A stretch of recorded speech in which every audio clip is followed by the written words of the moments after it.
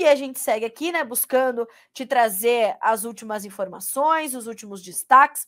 Ontem foi dia de novo relatório do USDA. O Departamento de Agricultura dos Estados Unidos chegou com o seu boletim mensal de oferta e demanda de abril. Era um relatório que já era esperado para ser meio morno, sem muitas novidades que pudessem mudar muitos rumos do mercado. Alguns destaques ali a gente pode pensar, como o aumento da safra brasileira, o corte na safra argentina, como era esperado, mas uma manutenção para os estoques finais norte-americanos. Isso vale para soja, para milho, nos 3 casos. Agora, será que isso ainda pode mexer com o mercado? A gente também destacou algumas condições ali para o farelo de soja. O USDA trouxe um aperto expressivo na oferta desse produto. Inclusive, ontem os preços chegaram a subir mais de 1% no fechamento dos negócios no mercado futuro norte-americano. Quem vai nos ajudar a entender tudo isso e o que a gente tem que observar na sequência é o Eduardo Vanin, analista da Agriinvest, já conosco na manhã dessa terça-feira. Vanin, bom dia, meu amigo. Seja bem-vindo ao Bom Dia Agronegócio. É sempre um prazer ter você com a gente. Opa, bom dia, tudo bem? Tudo certo e contigo? Beleza, tudo indo. Maravilha. Eduardo Vanin, o USDA te surpreendeu com a sua pouca movimentação ou era para ser daquele jeito mesmo? Para o milho, eu falando de Estados Unidos primeiro, para o milho eu acho que já tinha que jogar para cima, reduzir a exportação de novo e maior estoque americano. E para a soja menor, que é o que o mercado esperava. O mercado esperava uma queda para o milho e uma queda para a soja. Eu acho que o milho seria para cima e a soja para baixo. Mas ele manteve os dois. Mas é inevitável, vai ter que fazer milho para cima, soja para baixo daqui a pouco. Isso falando só dos Estados Unidos. Essa condição do milho, ela poderia ter, caso os estoques tivessem sido revisados para cima, o movimento que a gente viu acontecer ontem na B3, com mínimas de 2 anos para os preços e aquela preocupação toda, e aquela despencada de até 4% nos preços, poderia ter sido ainda pior, ou o que a gente viu acontecer na B3 está bem atrelado ao que a gente vê se desenvolvendo aqui no Brasil, com a safra caminhando bem, boas perspectivas e o USDA, inclusive, mantendo ali a sua projeção para a nossa oferta ou para a nossa produção em 125 milhões de toneladas. Bom, o seguinte, talvez a safra nova americana não, porque ela tem que acontecer ainda, mas a safra velha sim. É estoque maior de passagem agora, final de agosto, aí a curva em Chicago, ela deveria reduzir o que a gente chama de inversão, vencimentos mais curtos, mais caros que os longos. Não tem porque estar tão mais caro assim. Prejudicaria principalmente o embarque julho aqui no Brasil, que é precificado sobre o julho na Bolsa de Chicago. Ele caindo mais rápido seria pior para a nossa safrinha, pensando em embarque julho. A gente tem possibilidade de ver as cotações cederem ainda mais no milho, Vani? Tem, sim. Tem muito milho no mercado, a Argentina está vindo, barata, saiu um negócio hoje de madrugada, tender, que é uma licitação de compra de milho, e saiu aí milho da Argentina para embarque final de abril, maio, e só para ter uma ideia, o milho americano ofertado também para essa janela ficou $1 por bushel mais caro, posto já lá em Taiwan. Certo. Quer dizer, o milho americano está muito caro, vendeu aí essas últimas semanas por causa da China, mas não dá para garantir que ela vai continuar comprando, até porque a demanda também por milho na China não está longe de ser espetacular. E então, sim, pode continuar caindo. O milho americano é muito caro. Se o prêmio lá não cai, Chicago tem que cair. É de uma ou outra. Agora, se o prêmio do milho lá não está caindo, aqui para nós, o prêmio da soja, como você mesmo tem pontuado nos seus relatórios diários, parecem não ter fundo, né, Eduardo Vanin? É isso aí, tá louco. E agora está caindo até mais lá no destino, quer dizer, China, mais do que aqui no FOB, no Portos Brasileiros. É a tua maior preocupação para o mercado da soja nesse momento, Vanin, pensando no produtor brasileiro? Sem dúvida nenhuma. Sem dúvida nenhuma.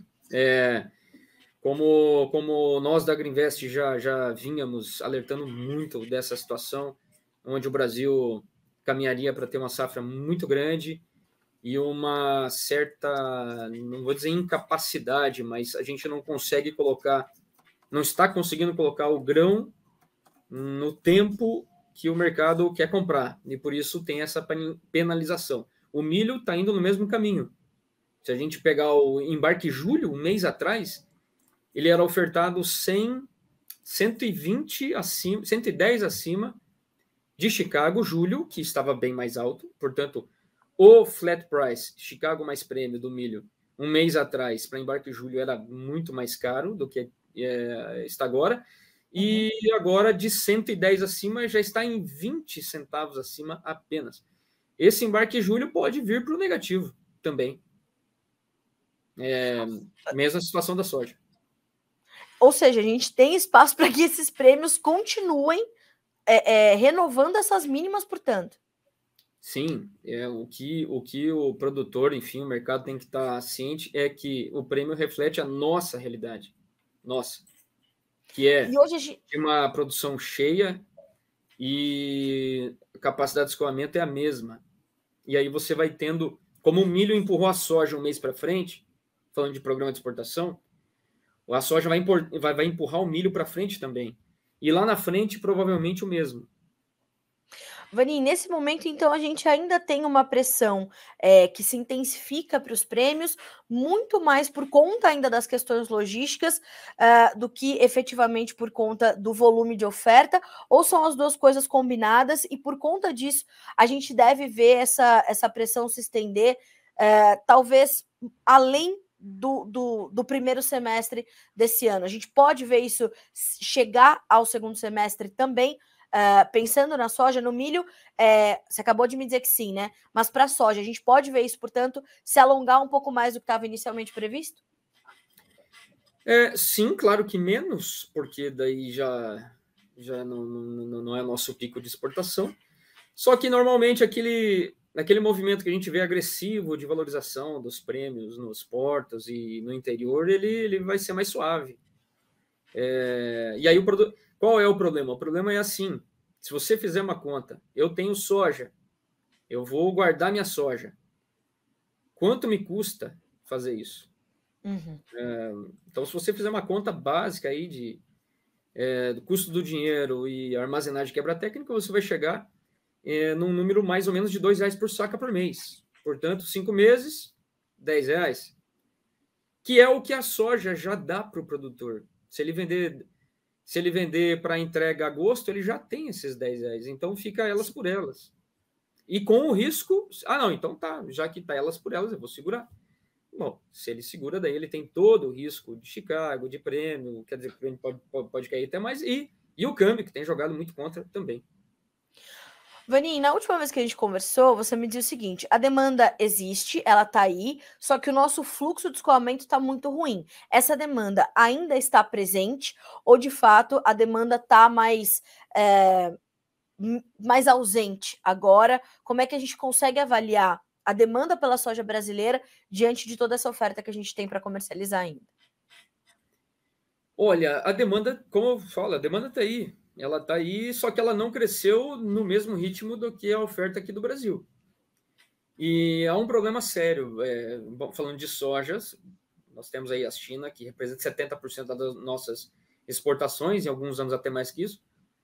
E como houve um atraso, aquilo que foi vendido para a China para embarque em fevereiro foi embarcado em março, o que foi em março vai estar sendo embarcado agora em abril. Mais ou menos o Brasil está atrasado um mês.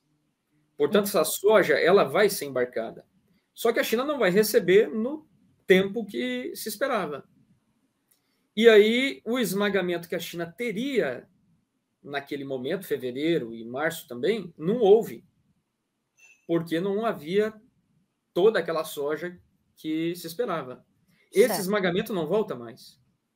É exatamente por isso que o USDA, pela terceira vez seguida, cortou a projeção de processamento. Se você lembrar, lá em dezembro, o relatório de dezembro era 96 milhões de processamento. Agora é 91 já. Pois é. E isso está muito em linha. Se você pegar o esmagamento semanal, esse dado divulgado pela China mesmo, dado oficial, esmagamento semanal, então ele está bem em linha. De fevereiro para cá, o esmagamento na China poderia ter sido 3 milhões maior. Poderia. Caramba. Ter sido 3 milhões maior. Não foi. porque não tem toda essa soja que se esperava. Agora, essa soja foi cancelada? Não, de forma nenhuma. Ela vai chegar lá, só que ela vai chegar atrasada. Mas esse esmagamento que ficou para trás, ele não volta. Ah, mas a capacidade ociosa é elevada, é bem elevada. Então, pode aumentar a capacidade ociosa? Sim. Porém, para que haja esse aumento, tem que acontecer duas coisas. Primeiro, mais demanda dentro da China, o que, por enquanto, está devagar, e margens melhores. Se a margem melhora e o consumo interno de farelo melhora, beleza. A indústria na China, ela vai aumentar o esmagamento para compensar aquilo que ficou lá para trás. Certo. E que não é o que está acontecendo agora, porque você inclusive vem pontuando essa situação, as margens não estão no seu melhor momento, né, Vanin? Não estão. Vendas de farelo... É que é o seguinte, nós temos que nos colocar no lugar desses agentes de mercado. Vamos lá. Nós temos, de um lado, a indústria esmagadora chinesa. Beleza. Aí você tem, do outro lado, a fábrica de ração, que é o cliente da indústria. Bom, o que aconteceu? A indústria, lá em outubro e novembro, vendeu para entrega agora na safra, falando safra brasileira, fevereiro, março, abril e maio, vendeu para a fábrica de ração na China, vendeu um farelo bem caro, porque naquele momento foi o recorde histórico do preço do farelo na China. E aí ela já... tá muito bom, tá excelente esse nível, acho que não vai estar lá na safra, claro, é uma conclusão fácil de se chegar, porque a safra brasileira lá em outubro, novembro já parecia ser bem grande. Então, ele se antecipou lá e vendeu. Só que o preço do farelo só foi caindo. Daquele momento até agora, já caiu quase 40%. Aí a fábrica de ração, ela comprou um farelo super caro, só que na China vender ração, você não tem mercado futuro para isso. Vender ração é spot. Assim como aqui no Brasil. Então, aí ela comprou um farelo caro e na hora de vender a ração, tá lá embaixo. Tomou um baita prejuízo.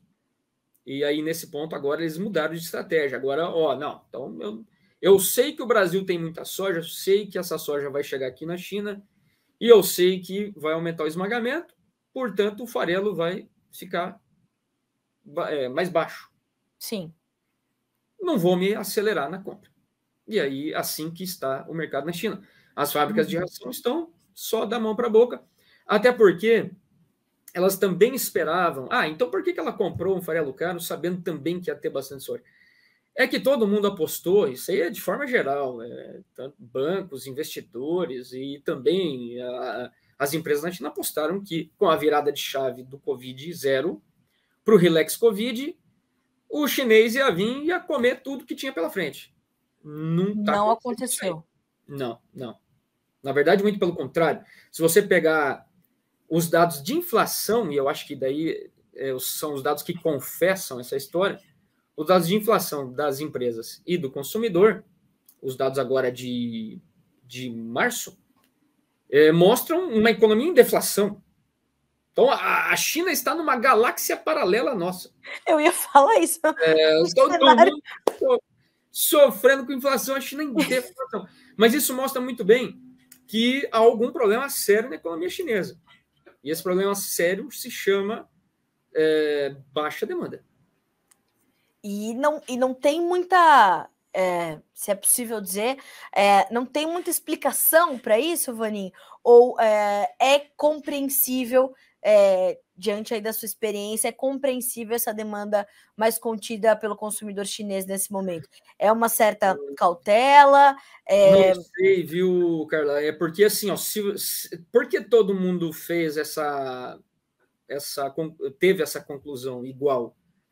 Porque se você observa o Ocidente, depois do nosso zero Covid, sempre havia um movimento de demanda reprimida, todo mundo querendo ir para bar, restaurante, comprar... vou dar meu exemplo. Quando a gente saiu aqui do lockdown de 2 meses aqui em Curitiba, os meus filhos cresceram, claro, né? Graças a Deus, continuaram com saúde crescendo. O sapato ficou apertado, a calça ficou curta, fomos correndo para o shopping para repor o estoque.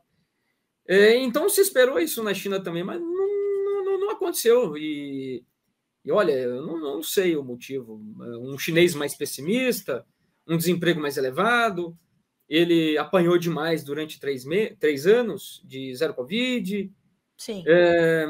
Mão pesada do Xi Jinping, pode ser uma combinação de várias coisas, mas de fato o chinês ele está longe do que ele já foi em termos de otimismo. Sempre foi a população mais otimista com o futuro, falando de condição financeira. Você acha que você vai ficar mais rico? Eu acho, com certeza. Era isso que o chinês respondia sempre. Alguma coisa aconteceu, hein, Eduardo Vaninho? Alguma coisa aconteceu. Agora, Vaninho, números que me chamaram a atenção ontem, e também foi um dos seus destaques lá na live que vocês promovem no Instagram da Greenvest, foi a condição do farelo. E depois, quando o USDA traz aquele relatório quase que paralelo ali, né, para destacar ali as oleaginosas e tudo mais, ele também trouxe algumas pontuações importantes para o farelo e deixou bastante claro um cenário de aperto na oferta, farelo de soja, e essa diminuição das importações globais. Como é que a gente tem que entender o quadro global agora de farelo e como é que o Brasil se insere neste quadro depois do que a gente tem visto se concluir ali para a safra 22-23 da Argentina? Bom, farelo realmente é um caso à parte e só vai se resolver lá na frente pensando uma safra da Argentina normal. Isso vai ser lá em abril do ano que vem. Então, nós temos 12 meses de secura total de farelo. Bom, aí o USDA vem com uma produção de 27 milhões, provavelmente é menor, vem com uma importação de 8 milhões e 300, que em algum momento eu até considerei nos meus números 10 milhões de importação. Eu já não acho que isso vai acontecer. Porque certo. As fábricas na Argentina estão muito... estão sem fome. Vamos lá, por que está sem fome? Porque a margem está ruim. Mesmo a soja do Paraguai, que hoje é a soja mais barata que tem e é de melhor qualidade, essa soja do Paraguai e do MS, que está descendo lá para a Argentina, chega lá com uma margem negativa de $10 até $20 por tonelada. Olha, você pode perguntar para qualquer fábrica aqui no Brasil, meu amigo, com $20 de margem negativa, você para? Eu paro. Não vale a pena. Então, esse é o pepino das fábricas na Argentina. E aí, a gente não tem visto nenhum negócio novo de exportação aqui do Brasil via portos, não via rio, lá para a Argentina. Aí eu pensei também, o Uruguai vai vender para a Argentina. O Uruguai está comprando no Brasil, tá bom? Então, quer dizer, lá também teve quebra e a soja do Uruguai está mais cara do que a nossa. Portanto, eu não acho que também o Uruguai vai ser exportador para a Argentina. Então, essa importação pode ser que não dê esse número aí, não. Bom, esse é um ponto. Agora, o outro ponto é que o USDA considerou que para esses números aí, de esmagamento, exportação de farelo, o USDA considerou que o produtor argentino vai vender alguma coisa perto de 35 milhões de toneladas, sendo boa parte da safra velha e um pedaço da safra nova. Esse é o número que ninguém sabe. Tá bom? Eu acho que nesses 2 meses agora de soy dólar, você estava falando aí do soy dólar, é o que vai dar o termômetro do negócio todo. Então, pode ser que não aconteça essa venda toda. Por quê? Se você pensar, um bom exemplo é o produtor do Mato Grosso do ano passado. O produtor do Mato Grosso do ano passado, ele passou com estoque de passagem grande, maior do que o normal, 2,5 milhões, porque essa soja era variada. Sendo soja variada, você recebe um baita desconto. Sim. Aí o que o produtor do Mato Grosso fez? Guardou essa soja para esse ano e misturou com soja boa. Beleza, deu tudo certo. Aí o desconto ou não houve ou foi muito menor. Certo. E eu acho que na Argentina vai ser algo meio parecido. Eles têm ainda alguma coisa, né, de soja safra velha? Tem, falam aí 5, 6 milhões, alguma coisa assim. Só que, e essa soja nova? Que a Bolsa de Cereais, Bolsa de Rosário, está falando que tem uma qualidade ruim. Será que o produtor argentino vai vender pelos 300 pesos e vai aceitar um desconto de qualidade grande? Fica elas por elas? Então vamos segurar e vamos misturar com soja nova lá na frente. Bom, então, certo. Tem várias questões que a gente não tem a resposta agora. Mas eu diria o seguinte, que provavelmente esse esmagamento que o USDA está colocando aí é muito grande, e a exportação de farelo, que ele colocou em 22 milhões e pouco, também é muito grande. Eu trabalho com exportação de menos de 20 milhões. E eu trabalho também com um cenário de que lá no final do ano, jogo no final do ano, porque eu imagino que o aperto vai ser maior, as fábricas na Argentina vão parar. Vão parar para manutenção. E você trabalha com quanto quando a gente pensa em Brasil, Vaninha? A gente vai ver, portanto, um aumento do nosso esmagamento e das nossas exportações de farelo, como o USDA trouxe também no seu boletim de ontem. Isso pode se efetivar? Pois é, ele jogou 53 milhões e dois, né? 53 milhões e meio, alguma coisa. 53 e 2, sim, algo nesse sentido. Algo por aí, acima da Biov. O problema é o seguinte, a nossa capacidade de processamento no Brasil, capacidade instalada, falam aí que é uns 60, 61 milhões. Só que muito dessa capacidade instalada, ociosa, são de massa falida de empresas que não existem mais, ou cooperativas, etc. e tal. Eu não sei dizer para você, dessa capacidade instalada que hoje é ociosa, quanto disso poderia entrar em operação, tá bom? Não sei, eu acho que o USDA também não sabe. Eu nunca vi um cara do USDA aí correndo o Brasil aí, vendo a condição das fábricas, tá bom? Então, acho que ali na planilha dele, joguei aqui, beleza. Bate. Ali bate. Vamos ver, eu estou esperando a Biov. A Biov conhece muito bem, muito melhor. Claro. Então, eu estou esperando a Biov para ver se ela concorda com 53 e tanto aí de esmagamento. Mas vamos dizer que sim, tá? Então, claro, esse aumento ele vai para exportação. Realmente, o Brasil vai bater recorde. O meu número de exportação de farelo é 22 milhões. Brasil. Porque tem duas questões. Uma, crescimento do esmagamento. E segundo, as empresas exportadoras de farelo, seja multi-trading ou nacional, vão dar preferência para a exportação do farelo do que o mercado interno por uma questão de crédito. Então, vale muito mais. Falando de risco, é melhor vender para uma trade. Beleza? Então, eu acho que sim. Agora, o grande desafio olha só o número. A gente costuma aqui falar de soja, só que é o seguinte, se você somar soja, milho, farelo e açúcar para essa temporada, nós temos aí 195 milhões, mais ou menos, de número na planilha de todo mundo, se você somar. É bom o Lula trazer um porto inteiro da China, né? Que ele foi lá buscar investimento. Ele vai ter que trazer um porto pronto para a gente, Eduardo. Se você pegar 195 milhões e dividir por 12, vai dar 16 milhões e tanto. Quer dizer, tem que ser 16 milhões e tanto por todo mês. Não vai, é só se não chover, tá bom? E por isso que ontem também você falou que esse número do USDA de 92,7 milhões de toneladas para as nossas exportações de soja em grão estão ali dentro do que você imagina que realmente a gente consiga escoar e botar fora do Brasil, né, Vaninho? É daí para baixo, tá? Porque é o seguinte, a gente tem que entender que o relatório do USDA, ele não é a nossa base calendário Conab, janeiro, dezembro. Sim. Ele é 1º de outubro até final de setembro. Então, de 92,700 92,300 que ele projeta ali, parte disso já foi. Foi outubro, novembro, dezembro, janeiro, fevereiro e março, que deu 27 milhões e pouco. Tá bom? Então, para dar os 92 e tanto, tem que exportar 11 milhões todo mês até final de setembro. Não vai dar, não vai dar. Tá. Vaninha, a Vanessa Fernandes pergunta assim, ó, e a questão do óleo de soja, cai com o possível aumento da produção ou sobe com o consumo do biodiesel e maiores exportações? Para a gente fechar o complexo, como é que você está vendo o mercado de óleo de soja? Vanessa, né? Vanessa. Ô, Vanessa, é o seguinte, olha, óleos vegetais está uma desgraceira, tá bom? Essa coisa da Ucrânia hoje, na verdade, é mais baixista do que altista, tá bom? Porque você tem que pensar o seguinte, tudo que está lá está à venda hoje, amanhã ninguém sabe. Tem isso, hein? Ninguém sabe.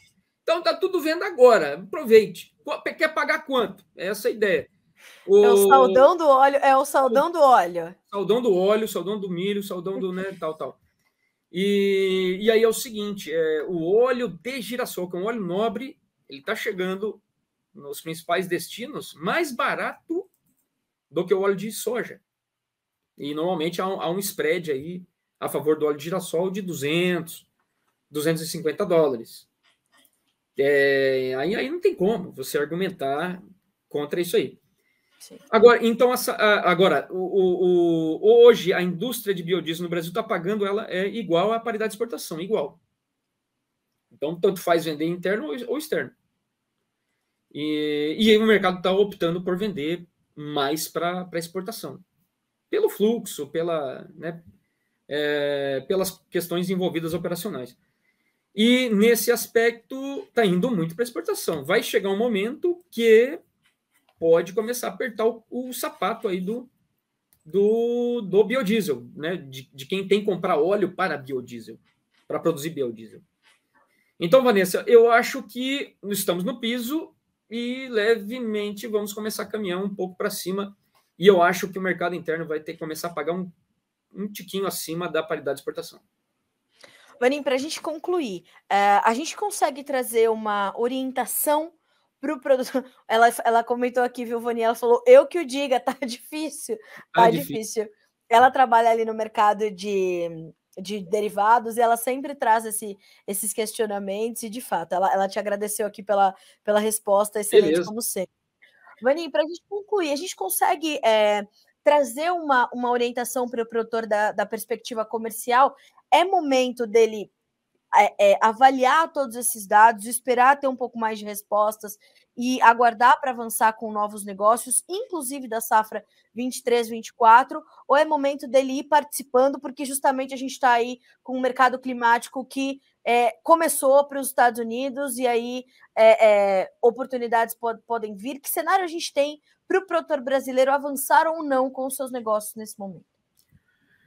Olha, eu vou ser meio sacana agora, tá bom? Seguinte, você tem que torcer violentamente, total, botar toda a sua fé aí na chuvarada lá no norte dos Estados Unidos, para diminuir a área americana. Esse é o único jeito, a única forma. A soja americana tem que ficar cara, não tem outro jeito. Para ela ficar cara, ela tem que ser uma produção menor.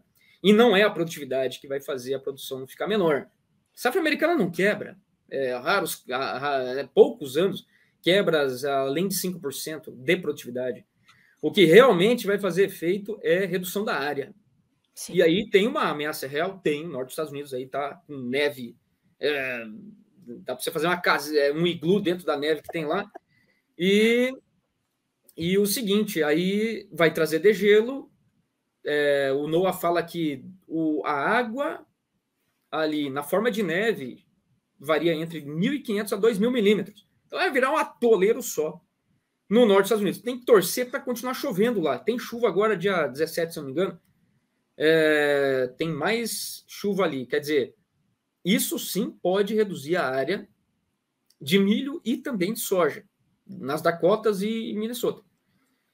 E se isso acontecer, aí beleza. A área americana de soja é menor, produção menor, soja americana vai ficar cara. Ficando caro, o Brasil vai nadar de braçada, vai vender. Aí é a nossa salvação para esses prêmios lazarentos aí que não param de cair. É isso. Eduardo Vanin, olha, sempre um prazer ter você com a gente aqui no Bom Dia Agronegócio, Notícias Agrícolas, de uma forma geral, as análises sempre muito completas, né, e muito costuradas. Obrigada, viu, Vanin? Adoro conversar contigo, a gente sempre aprende, né? Eu falo que não são entrevistas, são aulas magnas com o Eduardo Vanin. Obrigada, viu? Tá bom. Muito obrigado, pessoal. Grande abraço. Obrigada, Vanin. Um abraço para ti também. Bom trabalho por aí, meu amigo. Até a próxima. Até a próxima. Tchau, tchau. Tchau, tchau. Senhoras e senhores, o único Eduardo Vanin, ele é fenomenal. Por que eu gosto de trazer sempre o Eduardo Vanin? Primeiro porque a gente tem essas perspectivas muito completas, né? Então, esse amarrar dos fatos é completamente importante para você entender o comportamento do mercado no dia a dia.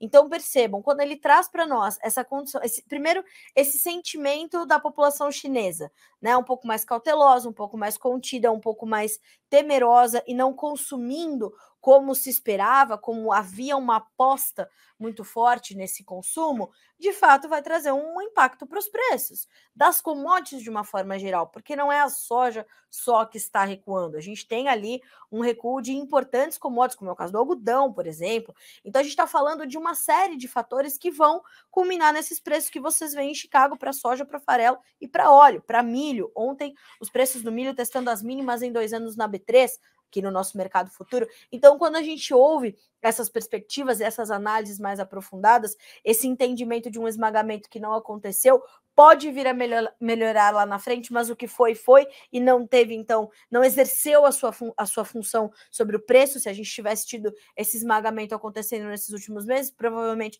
teríamos compras mais intensas da China e um impacto mais positivo para as cotações. Então, a gente precisa olhar para o retrovisor é importante e olhar para frente também. Então, é dirigir um veículo realmente em alta velocidade. Tem que ter atenção a todos os pontos. Se você está chegando agora, já essa entrevista do Vanin vai estar disponível para você na íntegra aqui no Notícias Agrícolas, para você ver e rever e entender o que a gente pode esperar para o mercado nesses próximos, pelo menos nessas próximas semanas, nesses próximos meses aí, para a gente entender como a gente vai olhando para isso. O alerta para o produtor brasileiro, e é o principal ponto de atenção e preocupação do Eduardo Vanin, é justamente os prêmios que têm espaço para ceder mais, né? A nossa capacidade logística é a mesma, né? E a nossa capacidade produtiva aumentou, então a gente já sente isso. E os prêmios estão começando a ceder também no destino, ou seja, na China, os prêmios também estão recuando. Então, essa explicação do Eduardo Vanin, muito rica para você retraçar o seu planejamento comercial. Aliás, a Agriinvest pode te ajudar com isso, como também os outros analistas e consultores que a gente ouve por aqui. O importante é ter um profissional de confiança ao seu lado para fazer e ajudar a tomar essas decisões.